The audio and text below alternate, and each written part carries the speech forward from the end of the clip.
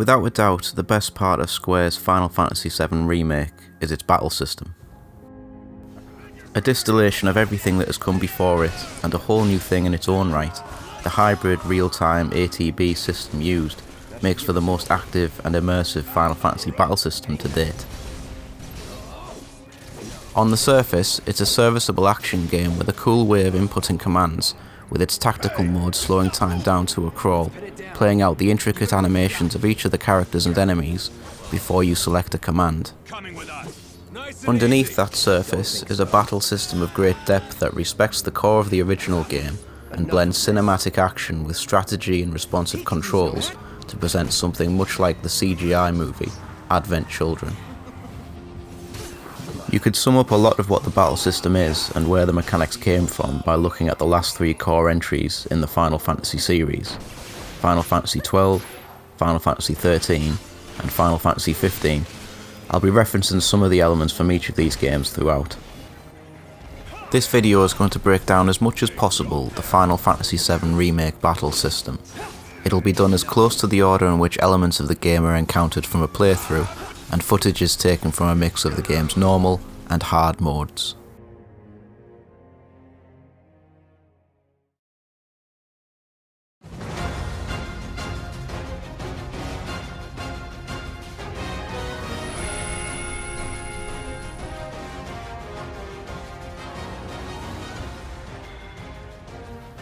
As with most things, it's best to start from the beginning.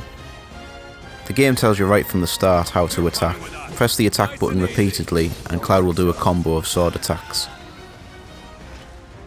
Hold down the attack button and Cloud will do a spin attack which hits enemies around and in front of him, and it hits 3 times. You can end a combo with a spin attack at any time during a string of attacks. Just hold the button down when you want to end the combo with a spin attack, and it's usually the best and most damaging ender. And when I say most damaging ender, I mean for his operator mode. Operator is Cloud's default stance. It allows him to attack with the 2 main attacks I've mentioned, and allows him to guard. Guarding reduces the damage taken from attacks, and also can prevent being knocked down or blown back by attacks, which means you recover faster and are able to act sooner. It's similar to how guarding works in Final Fantasy XV. Holding guard in that game reduced movement speed, required no real timing, and consumed a small amount of your resources. In FF15's case it was MP, but in Remake it reduces the damage taken and pauses the ATB gauge. But in both instances, it leaves you in a better position to attack from. Normal attacks don't cause a lot of damage, but they can cause hit stun on enemies, sometimes enough to interrupt attacks. The main use of normal attacks, other than damage, is to increase the ATB gauge. I'll talk about ATB soon, but so you know, each attack in the game causes differing damage, hit stun, ATB, heat, and some have added effects, such as the 4th hit in the combo causing a juggle state. Each attack has their own meter build value and differing hit states. It's not immediately obvious, but through playing the game you'll notice how enemies react differently to certain strings. By launching an enemy into a juggle state, you can land further combo damage whilst they're airborne, and they cannot recover. It's not a huge part of the battle system, but it can make killing enemies easier, as they cannot recover until they land. And it's pretty fun. Movement is handled using the control stick. You can move freely in combat. By running away from the enemies, you can flee combat entirely, but only in certain places. You can't flee from every battle. The final basic action you can take is dodging. Hit the dodge button to evade attacks, the benefit being that you don't take any damage at all if you evade correctly. Dodging doesn't have any invulnerability, so you'll have to judge your spacing when trying to evade. Dodges are good for acting out of normal attacks, letting you cancel some of the recovery frames to act sooner. It's much like how it was in Final Fantasy XV. In addition to all of this, each character has a unique ability that they can use. Cloud's unique ability is Mode Change, and he can freely switch between Operator Mode and his other stance, Punisher Mode. Punisher Mode is used to cause higher damage to punish the enemy when they are vulnerable. Press the attack button repeatedly and Cloud will swing the sword in a wide arc that will hit enemies in the path of the sword. Like Operator mode, you can hold the button down to perform a secondary attack. In this case, it's a sword plant. It's not massively useful on its own. It has a slow start up and short range, but imbues Cloud with the Berserk status for a short time, causing his attacks to do more damage. And speaking of slow, yeah, Punisher mode has slower startup on attacks than Operator, and slows Cloud's movement down to a snail's pace. Guarding during Punisher mode lets Cloud counter-attack melee attacks. He'll take some damage, but then immediately respond with a counter slash that stuns most enemies, putting most into pressure state.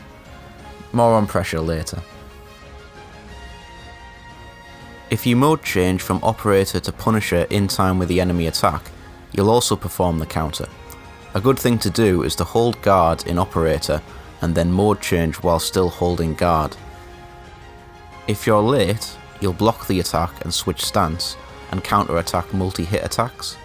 If you're early, you'll switch stance but still be guarding, meaning you'll counter anyway. I suppose you could call it an option select. Switching back to Operator from Punisher performs a low damage stance switching slash. Dodging whilst in Punisher mode will dodge normally, but put you back into Operator mode.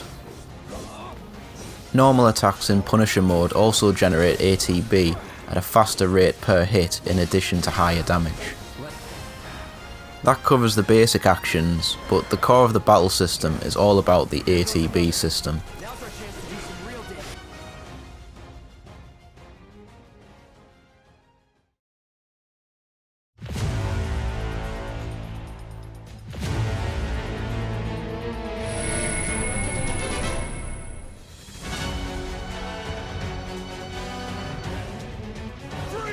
The gauge below the character's health is the ATB gauge. This is split into two halves. ATB gauge can be consumed to perform character abilities and magic. Some skills take 1 bar, others take 2. Abilities are the route to the character's damage and utility. There are 2 main ways to access abilities. Firstly, pressing the confirm button will switch from action mode to tactical mode. In tactical mode, time passes slowly to simulate wait mode from the original game, as well as Final Fantasy XII and Final Fantasy XV. Use the command menu to select an ability, magic or item from the menu, and then the target. Time will resume and the character will perform the selected action. The second way is to bind actions to the shortcut command in the battle settings menu. This gives you access to an ability without having to go into tactical mode.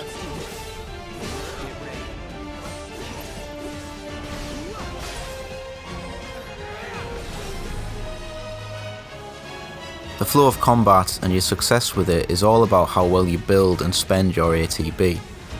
Let's look at the flow of combat by piecing together what I've talked about so far. First, use your movement and normal attacks to soften up the enemy and build ATB. When the enemy is vulnerable, switch to Punisher to increase the damage and pressure the enemy, building yet more ATB. If you can, end with a sword plant. Finally, spend your ATB. By ending a Punisher combo with a sword plant, you're boosting the damage of the next action. Use Braver for huge damage or Focus Thrust to apply more pressure. This flow can be applied to each of the characters. Normal attacks build ATB, unique abilities increase it further and increase pressure, and ATB use unlocks the character's potential.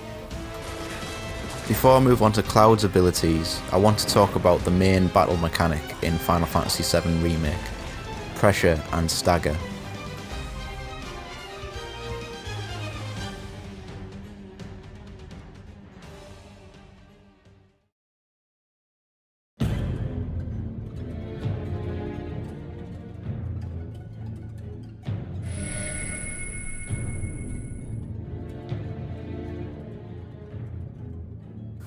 The basis of this system started with Final Fantasy XIII's attack chain system, where chaining different types of attacks and exploiting enemy weaknesses raised the enemy stagger gauge.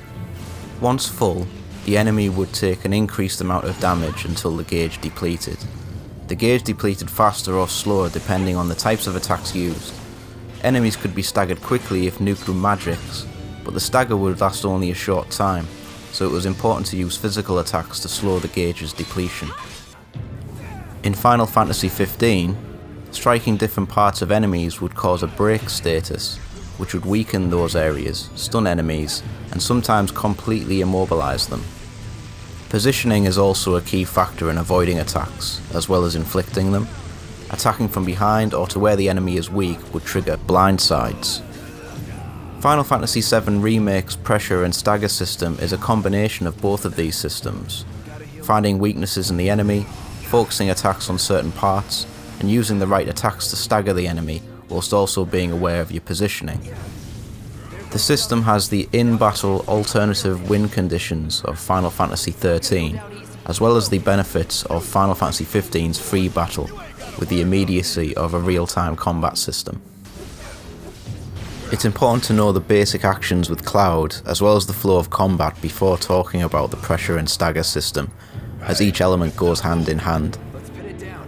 By hitting enemies, you build pressure, or heat as it's known in the Japanese version, and is shown as an orange bar underneath the enemy's health. This increases as you attack them.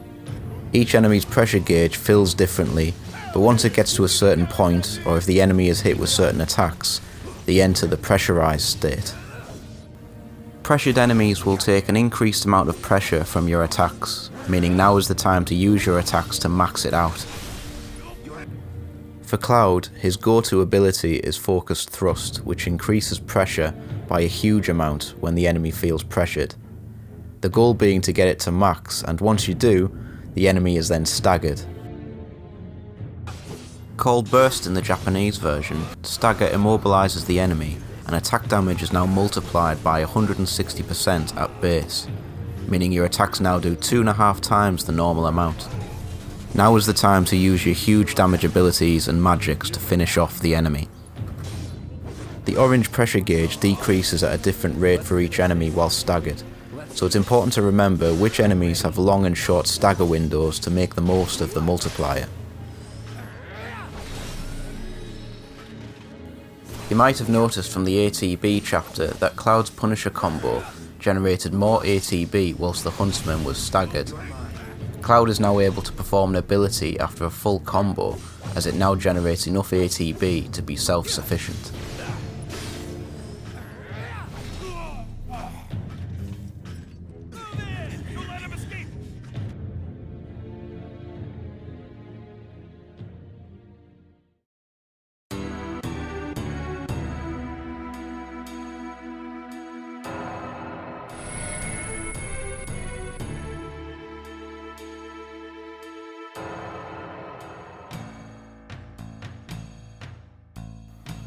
If you've played the original Final Fantasy VII, you'll know what to expect. It works almost exactly the same way as it did back then. If you didn't, this is how it works. Materia can be equipped on the slots on your weapons and armour. These come in 2 flavours, solo slots and linked slots. Equipping materia can modify your stats depending on the materia. Green materia are magic materia. These are your magic spells, like Fire, Blizzard, Cure, that sort of thing.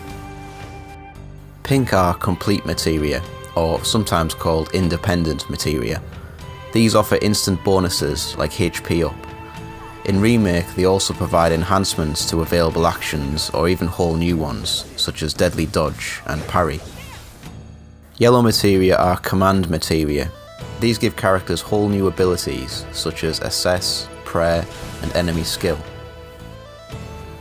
Blue materia are support materia. These are used to enhance other materia that are equipped on linked slots. For example, equipping Fire and Magnify will allow you to cast Fire on more enemies with one cast. There's one more type of materia, but I'll talk about that one later. Materia level up from AP gained from defeating enemies. When a materia levels up, it can cause a number of effects, such as magic materia gaining new levels of spells. Materia would be useless without weapons and armour to put them in. New to Final Fantasy VII Remake is weapon upgrading. It works similarly to the license board in Final Fantasy XII and the Crystarium in Final Fantasy XIII. Weapon cores act as mini skill trees for each weapon, and each node on the core can be unlocked freely as long as you have enough SP. You spend SP to unlock stat boosts, added effects, and other passive bonuses. Each weapon has different skills to unlock and helps create different builds and roles for each character. SP is gained each time you level up, and when you earn enough total SP, you'll increase your weapon level, which unlocks new weapon cores for all of your character's weapons. You can manually assign your points, or you can set the weapon to auto-upgrade. The system is built not just to smooth out the game's difficulty and provide more varied playstyles, but also to keep all of your weapons relevant as you move through the game. That pretty much covers the growth systems. There's not a whole lot to say about them, not just because of their simplicity, but more because the Materia system has always been so intuitive and freeform, meaning that you're free to try out builds and strategies with just a few changes to a character's loadout.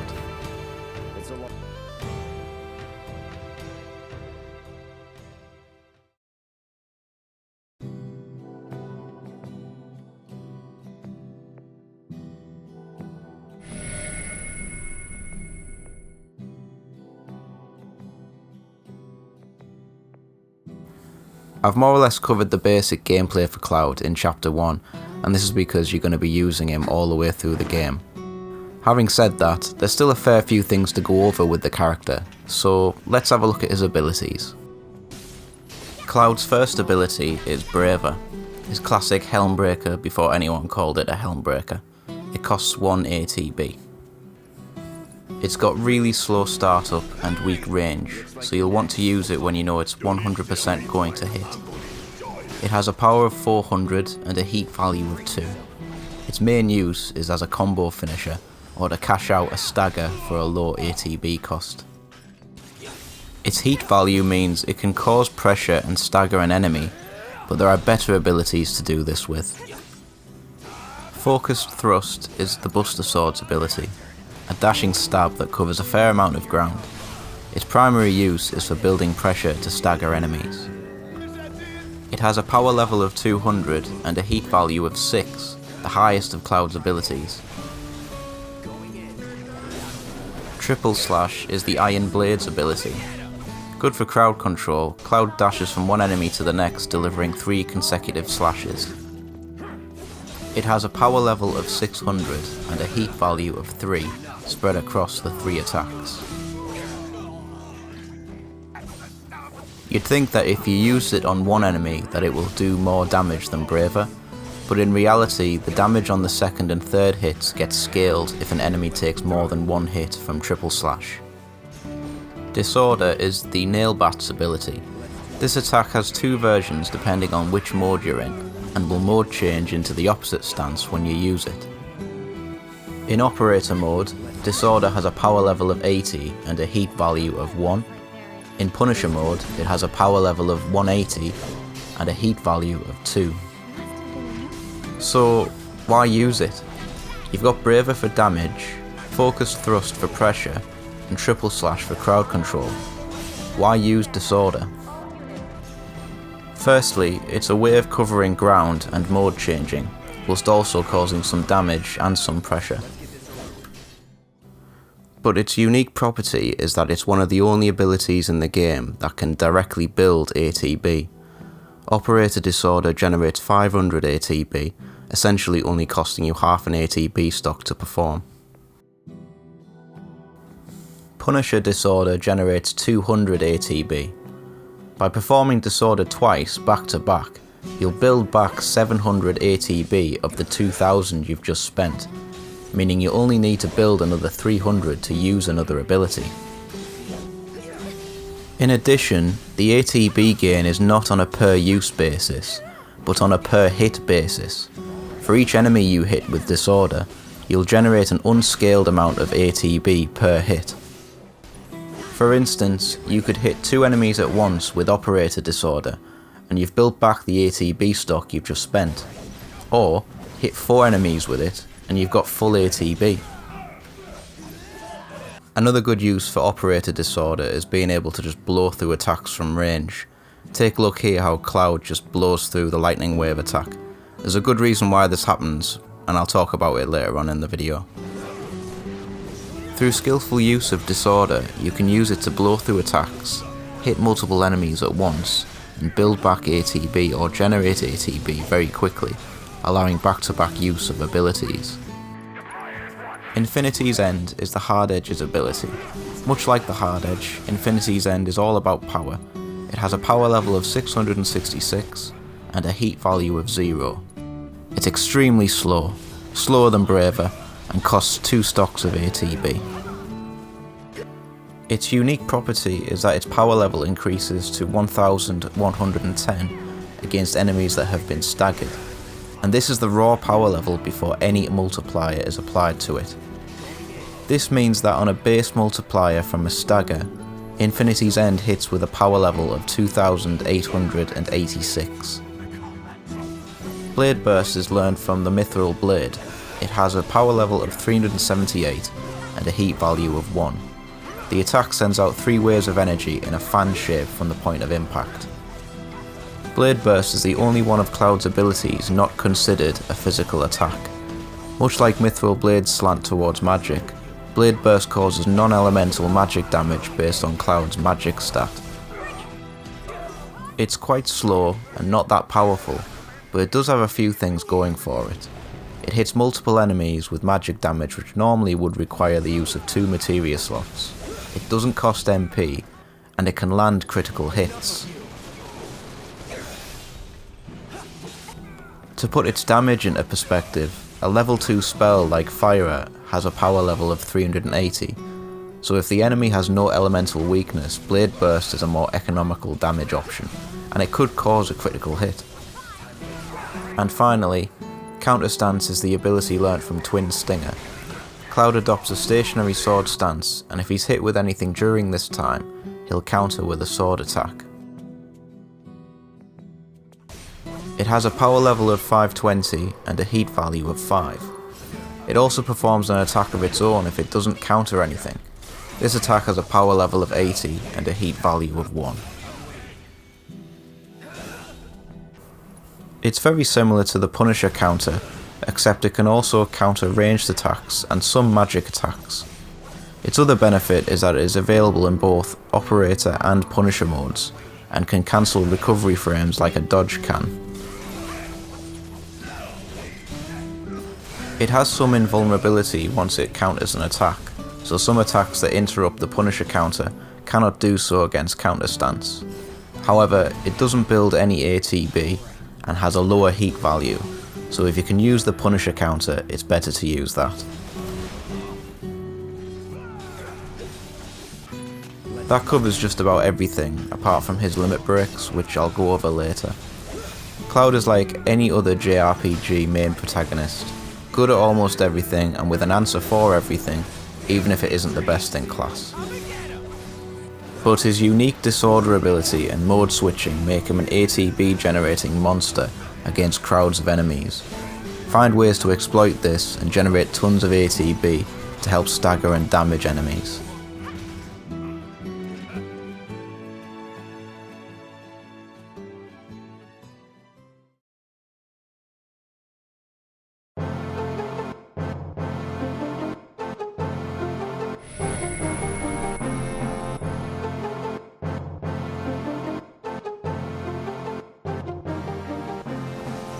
Final Fantasy VII Remake allows you to switch characters at any time in battle with the press of the D-pad.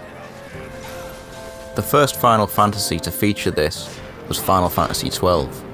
Hitting the D-pad would allow you to select which member of your party you wanted to control, or by pressing the D-pad left or right with the command menu open, you could issue commands to other party members.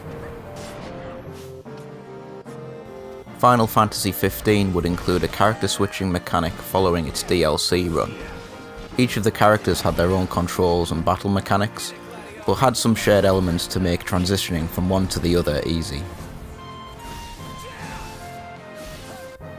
Final Fantasy VII Remake borrows from both of these games, the ease of switching from Final Fantasy XII, and the differing battle mechanics of characters from Final Fantasy XV. Character actions carry over from one character to the next with almost no changes, but the main way the game differentiates playstyles is based on whether the character fights at close range or with a ranged weapon. Barret is the second character you control in Final Fantasy VII Remake. As he uses a gun arm, attacking is done by holding down the attack button. The attack stops when the gun arm discharges and recoils. You can cancel the recoil with Barret's unique ability, Overcharge. Overcharge is a multi-hit ranged attack that does more damage, increased pressure, and generates a high amount of ATB. Overcharge has a cooldown after being used, but by hitting the ability button, Barret will reload his gun arm and reduce the cooldown. By doing this during a recoil, the cooldown can be reduced even further, typically taking just 3 reloads instead of 6. Barret's role within the party is similar to his role within the story. He's the glue that keeps the other party members together and enables them to do what they need to do. He has strong utility and a varied list of abilities. His best quality though is the one that's the most obvious, his gun arm. By being able to attack from range, he always has an option for generating ATB, where other characters would struggle chasing around after enemies. His stats naturally lean towards defense and being able to take punishment, as his movement speed and dodging is fairly poor.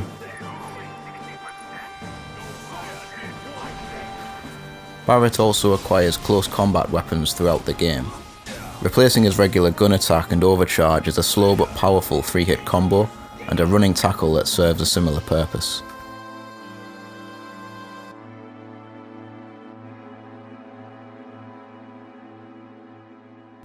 His use of abilities and how he spends ATB is unique.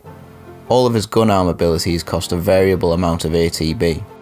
For example, Barret has 1 stock and uses Focus Shot, which depletes his ATB gauge by 1 stock. But if he has 2 stocks and uses the same ability, it'll use up both stocks. Abilities that expend 2 stocks with Barret are enhanced versions of the single stock version.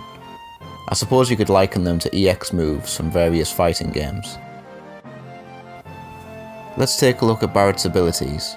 He has a varied selection, from damage and pressure oriented attacks, to tanking and defensive abilities. His first ability is Steel Skin. Barret will flex and become tougher, taking about 30% less damage from physical attacks. The ability lasts about 90 seconds.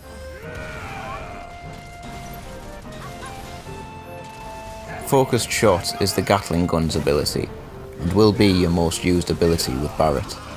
Its power and heat values differ depending on the amount of ATB stocks used. For each version, however, it gains a huge heat bonus when used against pressured enemies. Lifesaver is the light machine gun's ability, another defensive ability like Steel Skin. Lifesaver will cause Barret to take damage in place of other party members. The ability lasts about 2 minutes. The party member takes the damage and hit effect from the enemy, with the damage then being healed back from Barret's much larger health pool shortly afterwards. Therein lies the ability's weakness. If the damage the party member takes would have been enough to kill them, they will still be killed as the heal will not bring them back to life. Maximum Fury is Big Bertha's ability, a straight damage ability where Barret unleashes an extended burst from his gun arm. Like Focus Shot, its power level differs depending on how many stocks are used to perform it. The power level for each hit is 10, but depending on how many stocks you used, a number of the hits will deal damage based on a higher power level. At level 1, 7 of the 31 hits will use a power level of 14. At level 2, 10 of its 46 hits will use a power level of 42. And at level 3, which is only possible through the use of the Refocus limit break, 10 of its 46 hits will use a power level of 85. Finally, the 2 and 3 stock versions also add the launch effect to the attack, This is pretty useful for holding an enemy in place for other party members to stagger the launched enemy, as they will be pressured. Charging Uppercut is the Steel Pincers ability, a running uppercut that launches enemies. It has a power level of 250 and a heat value of 1, which rises to 2 on a pressured enemy. Because it launches enemies, it can cause instant pressure states irrespective of the heat value of the ability. It can hit multiple enemies and, by landing the move successfully, it will charge Barret's unique ability.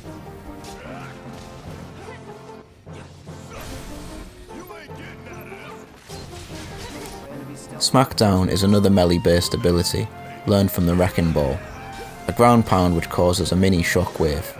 Hit 2 will launch enemies. It has a power level of 350, a heat value of 1 and a heat value of 2 against pressured enemies. It's good for defensive use and resets the situation if you're feeling overwhelmed by the enemy. Finally, Point Blank is the EKG Cannon's ability, another ability with varying stats based on the amount of ATB stocks used. Point Blank makes Barret charge forward a short distance and deliver a blast to the face which explodes after a time. This is Barret's highest damage ability and also the most situational. It's fairly slow and will hit only one enemy, similar to a command grab. The first hit is a physical, direct attack, with the second hit being a timed explosion which also does physical damage. Its base power level is 420, but this rises to 940 at 2 stocks and 1515 at 3 stocks. It has a heat value of 1 for all versions. It's Barret's version of Braver. Use it to cash out a stagger against a high value target or a boss.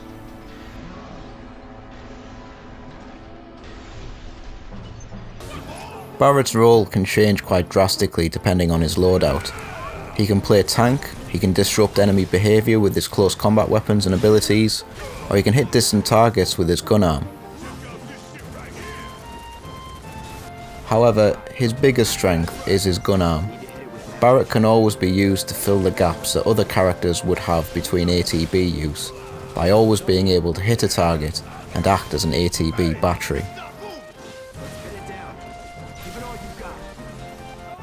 It's worth noting that despite the simplicity of his base attack, managing his ATB requires some degree of skill and timing. You might not always want to spend 2 bars on a focused shot to stagger an enemy, so if you can, try to time the use of these just before they would hit the next stock on the ATB gauge. This will allow you to maintain part of your ATB for post-stagger abilities and damage, maximising the use of the ATB.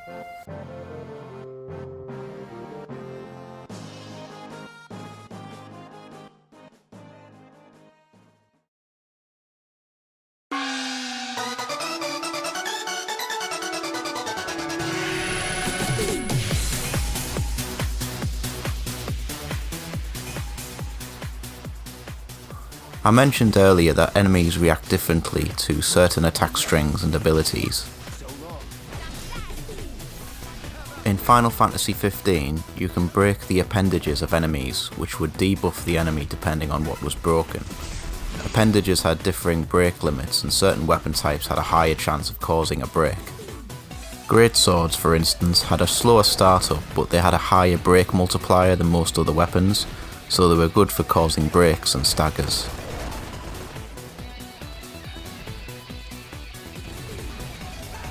Breaks would cause the enemy to flinch and be interrupted by attacks, allowing the party to get more hits in. This system has been partially adapted to fit within the Final Fantasy VII Remake Battle System. Each character, enemy and action in the game has a cut value and a keep value. This is a rough translation, but I imagine cut translates to the action's break value, and keep references the enemy's poise value. Moving forward, I'll refer to this as break and poise. The break value determines whether the attack performed will cause hit stun on the enemy, interrupting their attacks and making it easier to land consecutive blows. The poise value determines how easily the attack can be interrupted. In normal and hard modes, each character has a poise value of 40, with this climbing to 60 in easy and classic modes. An early game example is the very first fight. Cloud's basic attacks have a break value of 30, and these Shinra troops have a poise of 20. If you subtract the break value of the attack from the poise value of the target, and the result is lower than 0, the target is put into hit stun. Hit stun is a concept for many video games that simply means the stun or interruption caused by a hit. When you or the enemy is in hit stun, they cannot act and any and all damage is inescapable. When fighting the guard dog for the first time, Cloud's attacks won't cause any hit stun to the dog. This is because the dog's poise is 40. Cloud would have to use an attack of more than 40 break to cause hit stun. Another example here is with the sweeper. Sweepers have a poise of 60 and none of Cloud or Barret's abilities have a break value of more than 50. Cloud performs the counter stance which has a break of 50. Notice how the sweeper doesn't flinch. The sweeper's abilities all have a break value of 50, meaning that they will always put the character being hit into hit stun unless they perform an attack with more than 50 poise. Barret's level 1 and level 2 focused shot have 40 and 60 poise respectively. The flame attack from the sweeper has a break of 50. Notice how Barret doesn't flinch during the level 2 focused shot. One quirk of the system is that abilities trump normal attacks.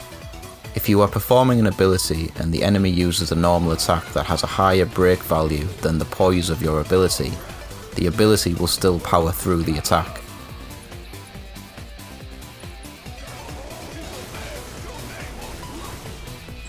It's an important element of the battle mechanics because it determines the success rate of attacks and cements the importance of timing in the game. But as with the best systems, it's completely invisible. If you were never told about it, you'd never know.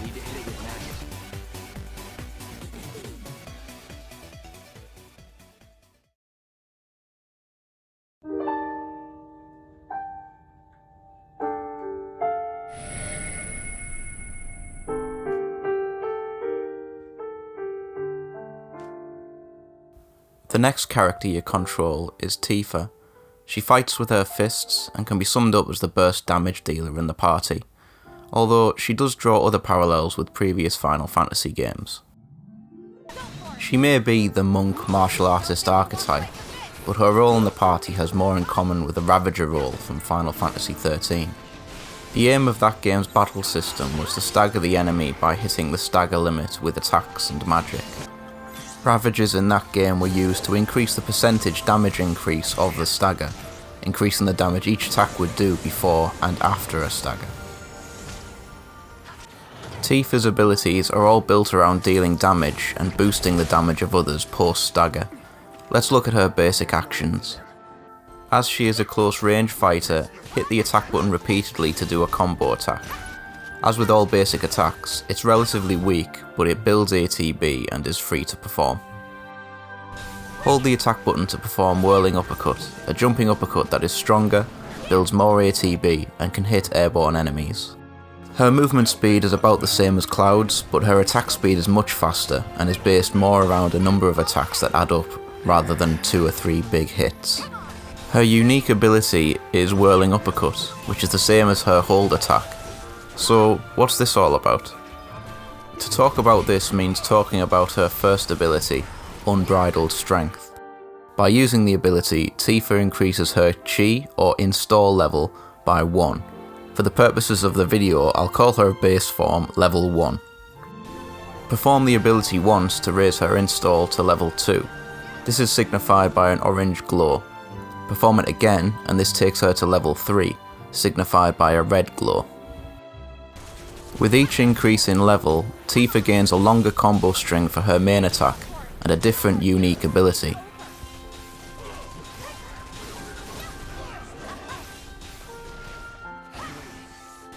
At level 2, Tifa's unique ability becomes Omni Strike, a shoulder attack with a power level of 370.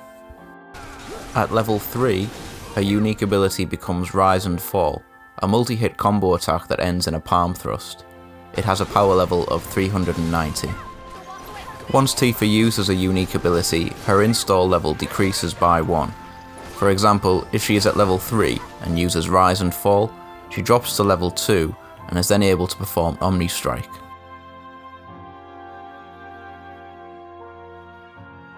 Her unique abilities can all be chained together: Rise and Fall, then Omni Strike, and then finally Whirling Uppercut.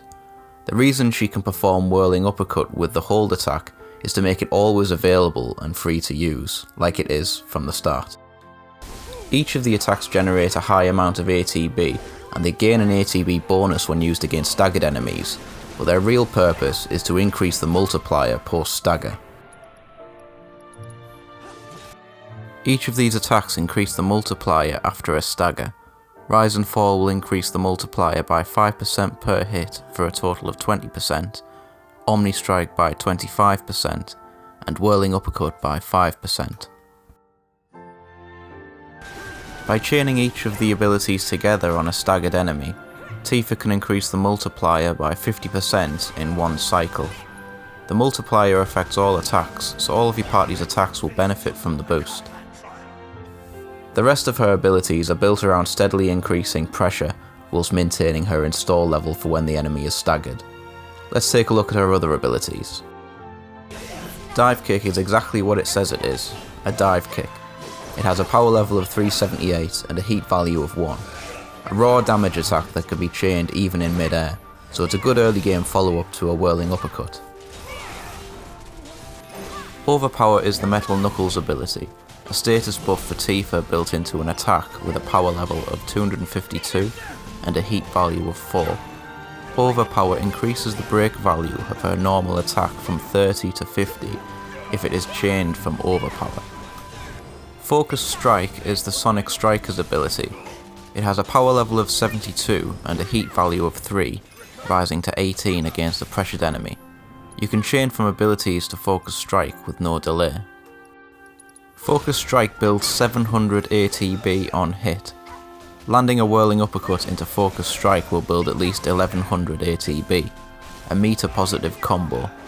It also has 60 Poise, meaning it will blow through the majority of attacks in the game, with its evasive movement potentially avoiding them. Star Shower is the Feathered Gloves ability. It has a power level of 580 and a heat value of 6, rising to 12 on a pressured enemy. A powerful short range but slow to perform attack, Star Shower has a unique trait. Any ability, unique ability or magic that is chained after using Star Shower will have its power level increased by 70%. This is indicated by a red flash at the start of the chained ability. Chi Trap is the Mithril Claws ability. It has a power level of 300 and a heat value of 10, rising to 20 against a pressured enemy. Chi Trap causes magic damage over time and can hit multiple enemies, acting as a makeshift shield against weaker enemies.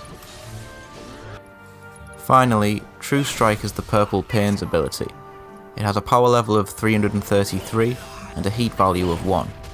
True Strike's main purpose is to be used against a staggered enemy as it increases the multiplier by 30% on hit.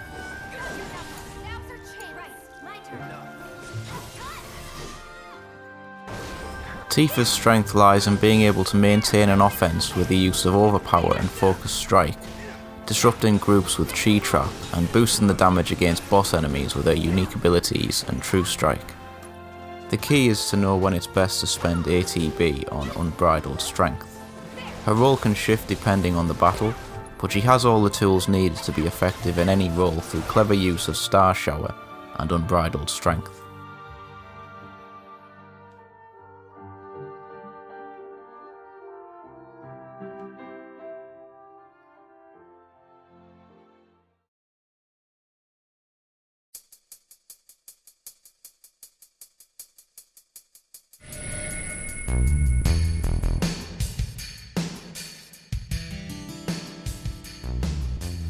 I said earlier in the Materia chapter that there's one more type of Materia. Red Materia are Summon Materia, and you're given your first one by Jessie, Ifrit. The These are equipped into its own weapon slot. Final Fantasy VII Remake uses a similar system to Final Fantasy XIII. In that game, summoning was performed by spending technical points in battle. The Eidolon would be summoned and fight alongside the party leader, taking the place of the other two characters. The Eidolon's HP acts as a countdown timer, with damage decreasing the length of time that they would be active. You can't select their attacks normally, but once in Gestalt mode, you can select attacks until you've used up the points allowance. Final Fantasy VII Remake's summon mechanics are fairly simple when compared to the rest of the battle system, as the majority of it is purely context sensitive. Each battle in the game is flagged as to whether a summon is allowed to be performed, and this is usually based on the size of the arena. The summons are flagged with their own sizes accordingly. Choco Chick, Cactuar and Carbuncle are small summons, and can be summoned in just about every battle. Ifrit, Shiva, Chocomog and Fat Chocobo are medium summons, and can be summoned in most mini-boss and boss battle arenas. Leviathan and Bahamut are large summons, and can only be summoned in battles with a large enough arena. Triggering a summon is caused by a number of things: characters being at low health, characters being KO'd, and causing a stagger on the enemy. Once triggered, a gauge appears on screen that will fill over time. Once full, characters with a summon that could be summoned can be summoned. Summoning costs ATB and varies from 1 to 2 stocks depending on the summon. Once summoned, the summon gauge depletes over time. Summon beasts act independently, but you can use ATB to perform specific abilities, ranging in cost from 1 to 2 stocks.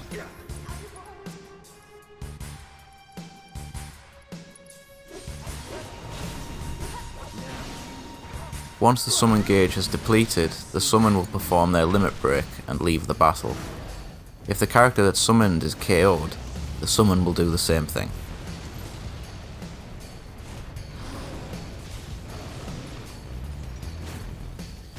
And that's all there is to it. Not very complex, and they essentially act as extra abilities you can use in battle to help out when you're in trouble.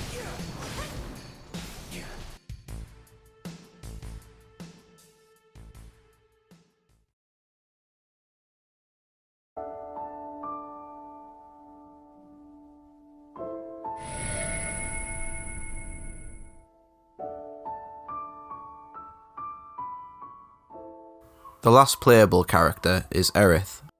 Being a ranged magic user, hold attack to use her staff to attack enemies with magic bolts, which cause non-elemental damage based on her magic stat. The bolts aren't bullets like Barret's gun. If you can't see the enemy or they're in cover, the bolts are likely to miss, but they do have some homing ability. Also, if you attack from close range, her basic attack is considered physical damage. Her unique ability is Tempest, a magic attack that does more damage and builds ATB. Tempest can be shot instantly or charged to fire a large shot that causes damage over time, and increases the ATB by 800 if the explosion hits. Her movement speed is the same as Cloud, but her dodge ability is lacking. Her stats lean heavily towards magic use and less towards HP and defense, so it's important to keep her away from the thick of combat and attack from afar.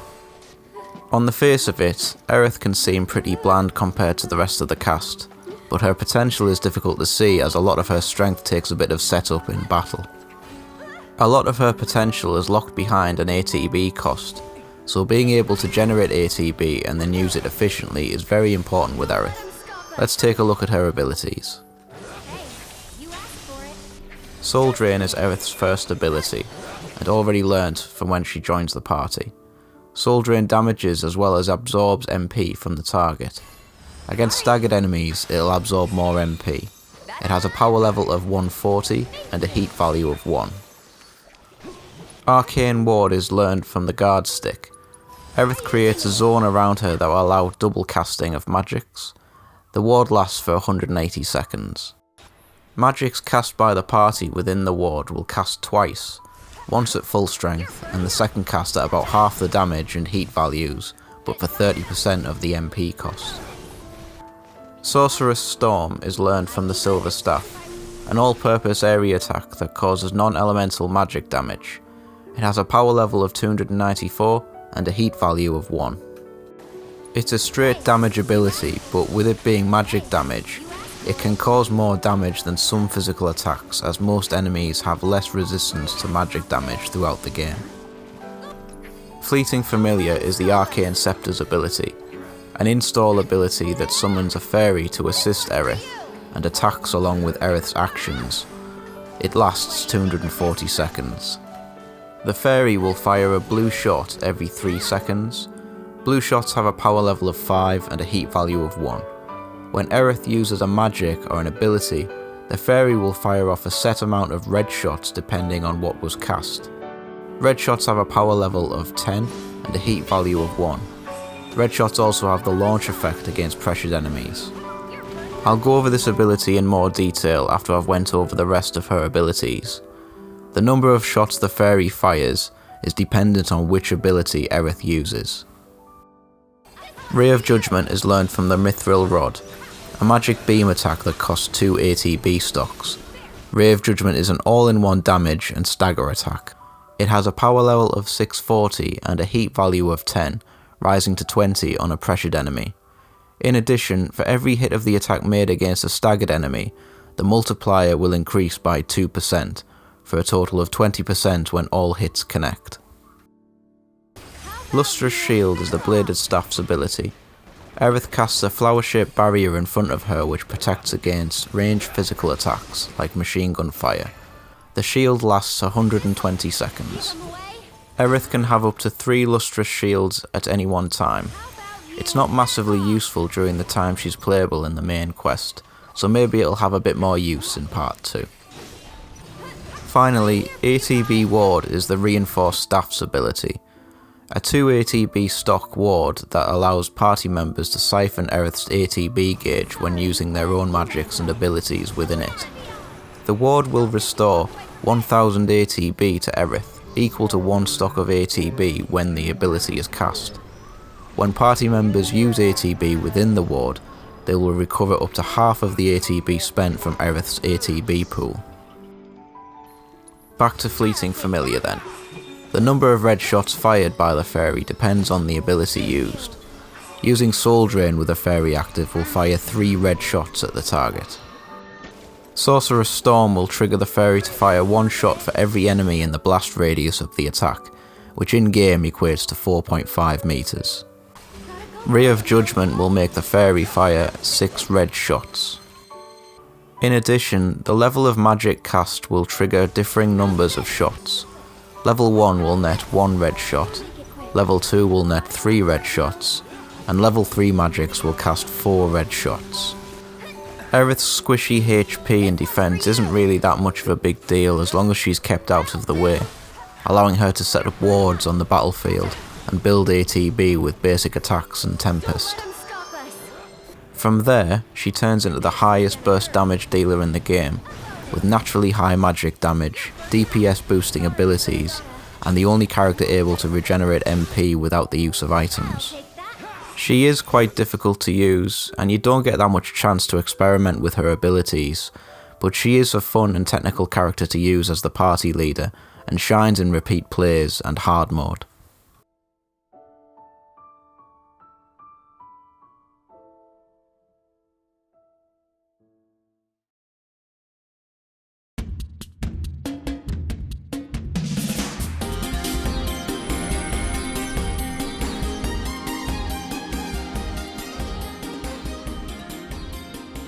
We're almost at the end of the video, so I've saved this for the end because it's a little bit lighter. Limit breaks carry over as a system from the original Final Fantasy VII with a couple of changes. The character's limit gauge is shown below the character's MP as a yellow bar. With each hit the character takes, the limit gauge fills up. The limit gauge's value changes depending on the level of limit break the character has set. For example, if Cloud has Cross Slash equipped, the limit gauge has a value of 1000. If he equips Ascension, it has a value of 1350. Once the gauge is full, a new option is available in the character's command menu. Limit breaks cost no ATB to activate and deplete the limit gauge completely once used, with one exception. If a character equips the refocus materia, characters can opt to use the refocus limit break instead, which will add an extra section to the ATB gauge. The ATB gauge will be split into 3 sections instead of 2, filling each section quicker. The limit gauge is still fully depleted once used, but then it will be refilled by 500 limit points. The rate at which the limit fills depends on the difficulty level. Here is the limit point formula for each difficulty. In addition to taking damage to fill the limit gauge, causing staggers on enemies will also fill it. The character that causes the stagger receives the limit bonus.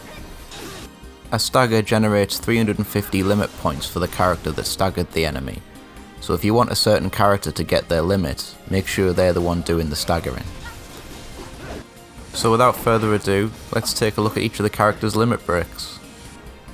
Cross Slash is Cloud's level 1 limit break. Cloud cuts 3 times, leaving an ominous shape. The third hit causes a knockdown. It has a power level of 1700 across the 3 hits, and a heat value of 5 loaded into the third hit. This rises to 10 against a pressured enemy. Cross Slash has a poise value of 60 and a break value of 70, meaning it can blow through most attacks in the game, as well as cause hit stun to just about anything it hits.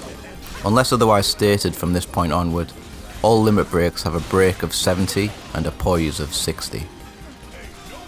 Cloud's level 2 limit break is Ascension, an 11 hit sword combo ending in a thrusting uppercut.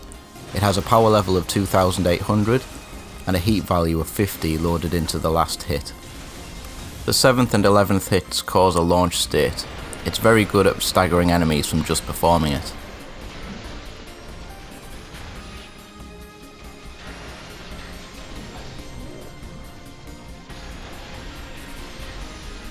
Barret's first limit break is Fire in the Hole, a charged shot that explodes with an area of effect. It has a power level of 1700 and a heat value of 5, rising to 10 on a pressured enemy. It also causes the launch effect.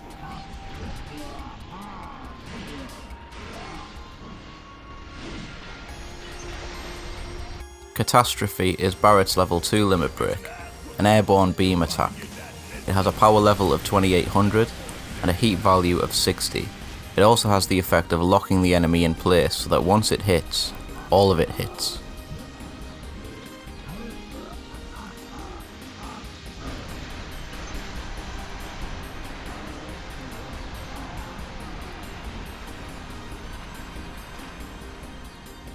Tifa's level 1 limit break is Somersault. Tifa runs at the enemy and delivers a backflipping kick.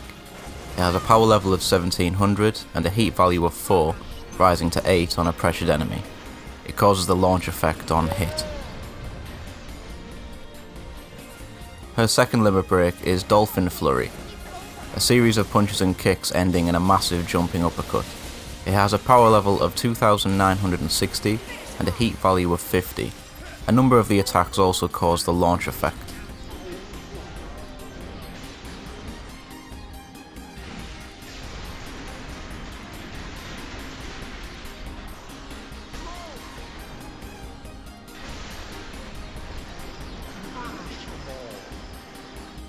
Aerith's level 1 limit break is Healing Wind. Aerith heals all allies for no MP or ATB cost, equal to half of their max HP. And finally, her level 2 limit break is Planet's Protection. Aerith casts a spell on all allies which applies the shield effect for 80 seconds.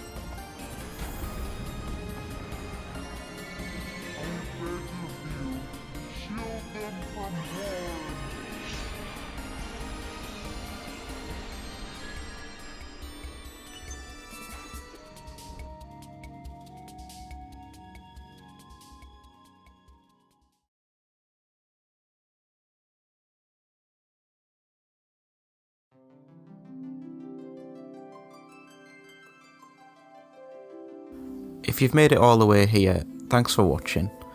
This is a long video and was the result of hours and hours of research, testing, recording and editing across multiple Final Fantasy games. Knowing how things work in games is very satisfying, and game mechanics is something I focus on, so I hope that when playing Final Fantasy VII Remake now, you'll have a newfound appreciation for the work Square Enix have done.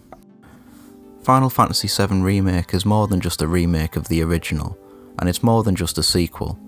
It's a celebration of the series and how far Final Fantasy has come. Through the video, I've referenced other Final Fantasy games, included little bits of trivia, and shown how Remake pulls from them to create something new, but also something that respects the legacy of the series.